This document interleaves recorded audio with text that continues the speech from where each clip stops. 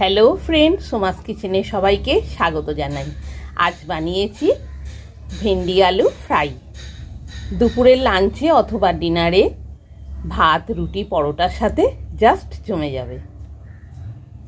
খুবই কম উপকরণ দিয়ে আর কম সময়েই রান্না হয় এই ভেন্ডি আলু ফ্রাই।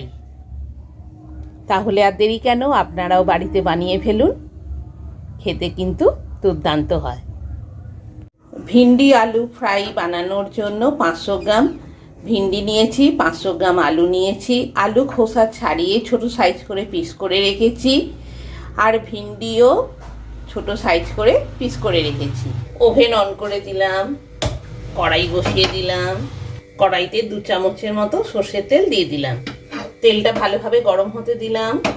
1 পিস তেজপাতা, 2 পিস গোটা শুকনো লঙ্কা 2 ভাগ করে দিচ্ছি। 1 চামচ কালো জিরে ফোড়নে দিয়ে দিলাম। 500 গ্রাম আলু খোসা ছাড়িয়ে ভালো করে ধুয়ে ছোট সাইজ করে পিস করে রেখেছি, দিয়ে দিচ্ছি ভেজে নেওয়ার জন্য। আলুটা বেশ কিছুটা ভেজে নেওয়ার পর 1 চামচ হলুদ গুঁড়ো, 1 চামচ নুন দিয়ে দিলাম।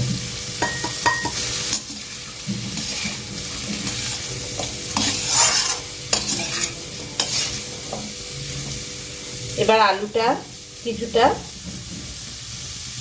ভেজে নেওয়া হয়ে গেছে। এবার কড়াইতে ঢাকনা দিয়ে কিছুটা রান্না হতে দেব। আলুটা বেশ কিছুটা ভাজা হয়ে গেছে।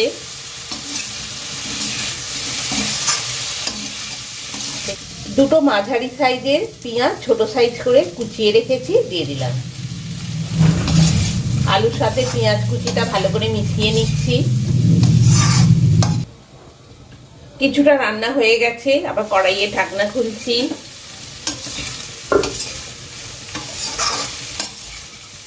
কড়াইয়ে ঢাকনা দিয়ে আলুটা সেদ্ধ করে নিচ্ছি ভাজতে ভাজতে, যাতে আলুটা ভাজাও হয়ে যায় আর আলুটা সেদ্ধও হয়ে যায়।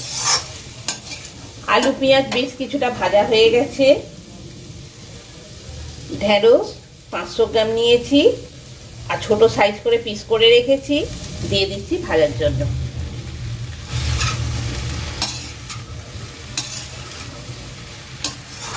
ভালোভাবে সব মশলার সাথে আলু পেঁয়াজের সাথে ঢেঁড়সটা মিশিয়ে দিচ্ছি।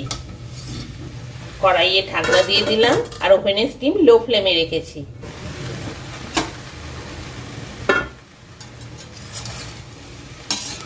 লাঞ্চে অথবা ডিনারে ভাত, রুটি, পরোটার সাথে এই ভিন্ডি আলু ফ্রাই খেতে কিন্তু খুবই ভালো লাগে।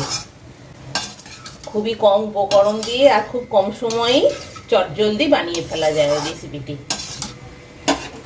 আবার ঢাকা দিয়ে দিলাম, মিনিট 10 রান্না হতে দেব। কড়াইয়ে ঢাকনা খুলছি। ভিন্ডি আলু ভাজা রেডি। আলুও ভালোভাবে সেদ্ধ হয়ে গেছে আর ভিন্ডি তো নরম, সেদ্ধ হয়েই গেছে। এবার ভিন্ডি আলু ফ্রাইয়ে টেস্ট বাড়ানোর জন্য একটু পোস্ত ছড়িয়ে দিচ্ছি।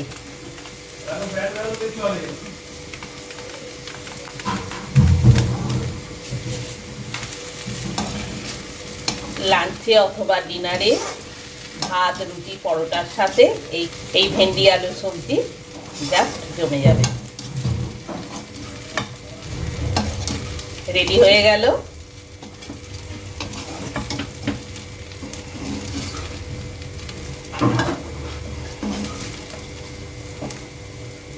পরিবেশনের জন্য তুলে নিচ্ছি।